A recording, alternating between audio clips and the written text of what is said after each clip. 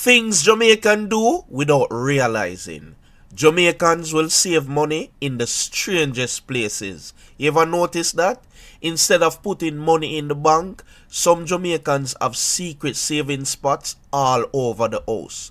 Money in the Bible, money under the mattress, money inside our old pot, even inside clothes in the wardrobe. And the funny thing is, sometimes people hide money so well, even them forget where it there. Then months later while cleaning, them suddenly find a surprise saving. But the truth is, that habit come from survival, because growing up, people always feel safer keeping something put down somewhere.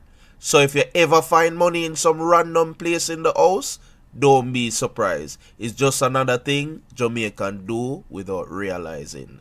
So it go? You tell me. Big up yourself. And if you love what me aware, make sure you click the link in bio and get yourself one. Zane, bless up yourself.